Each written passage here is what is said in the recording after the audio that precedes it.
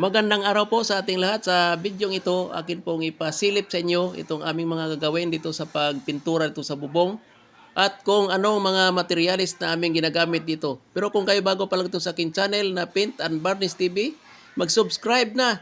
Pakipindot na rin yung notification bell para ma-update po kayo kung ano man ang upload ko to sa channel na ito. Ang kasunod kong ipapakita sa inyo, ito nga pong bubong na matindi na pong mga kalawang po nito. Ayan. Ayan, makikita naman ninyo halos puros kalawang na. Ano po kaya ang dapat nating gawin dito pagka ganitong kalawang? Kaya panoorin niyo hanggang sa dulo, tapusin itong video na to para makita niyo step by step kung paano namin ito gagawin o pinturahan itong ganitong klaseng kalawang na matindi na pong kalawang nito. Ang una natin gagawin dito kasi nga makalawang na gamitan po natin itong cup brush. Ikabit po natin ito sa grinder o gamitin natin para matanggal yung kalawang. Ganun po yung gagawin natin dito.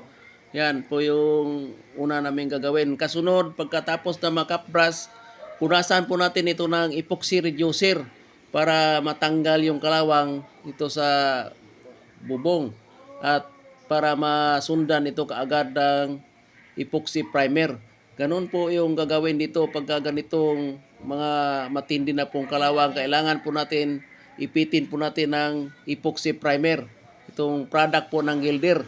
Yan po yung ginagamit po namin dito sa pag-primer dito sa bubong. Kasunod kong ipapakita sa inyo itong pagtimpla nitong epoxy primer. 1:3 po. Huwag po natin kalimutan ito yung pagtimpla po nitong epoxy primer. Kaya ginagawa ko dito, hatiin ko ito para magandang paghahalo. Kasi pag hindi natin ihati ito, punong-puno po itong 1 galon pag nilagay po natin yung katalis. Kaya ganun po yung ginagawa ko nito. Tapos lagyan po natin ito ng epoxy reducer. Ganun po yung ating gagawin nito. Haluin mabuti bago po natin ito ipagulong. So okay na, nahalo na. Kailangan na natin itong ipagulong. Kasi pinaka-importante po itong epoxy primer. Hanggang 2 patong po yung gagawin natin dito kasi nga nakita niyo makalawang po. Yan. At ang yung pag-finish po dito 2 patong din para sigurado na maganda po yung resulta ng ating trabaho. Ganon po yung ginagawa po namin dito. Lalo na dito, yan, makikita niyo yung sobrang kalawang talaga. Ngayon, na balutin po natin ng husto itong epoxy primer. Kasi yun ang pinaka-importante na pundasyon na para dito sa makalawang na bubong. So okay na balot na ito ng epoxy primer. Ang kasunod kong ipapakita sa inyo kung paano po madaling gawin itong pagbukas dito sa isang balde sa pintura. Yan, ganito lang po yung pagbukas dito. Yan, hatakin lang po natin tapos tanggalin natin yung balot nito o yan ang lock dito sa balde.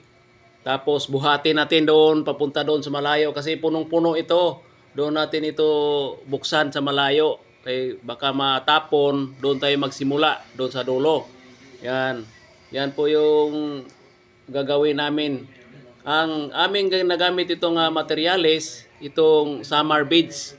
Yan, buisin. Itong product po ng buisin.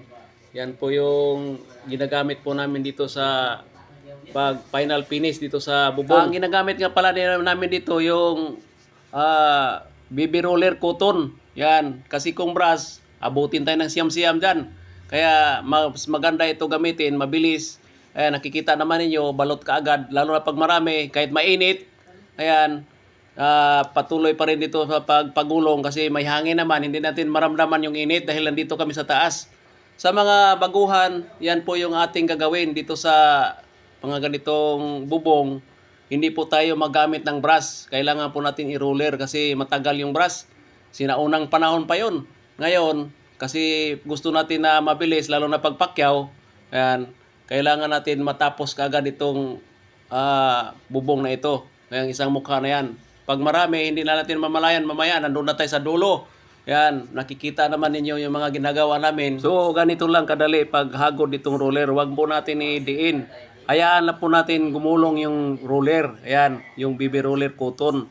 Kaya napakadali lang pong gawin. Ayan, parang naglaro-laro ka lang po dito. Ayan, ayan. Yung mga kasama namin dito, ayan, madali lang pong gawin itong pagulong. Ayan, pagka nagsama-sama, mabilis lang po matapos ang ating trabaho dito sa pagpintura dito sa bubong. Sa mga gustong magpapintura, mag-message lang po kayo dito o kaya mag-comment para malaman po namin kung saan po yung location niyo kung magpapintura po kayo ng bubong. So hanggang dito na lang. Kung nagustuhan tong video na to, huwag kalimutan i-like and i-share. At doon sa mga nagtatanong tungkol po dito sa mga materials na aming ginagamit, akin din yan sasagutin sa oras ng break time o kaya pag-uwi sa bahay. At pakipollow at like lang po yung FB page ko na Paint and Varnish TV. Salamat po!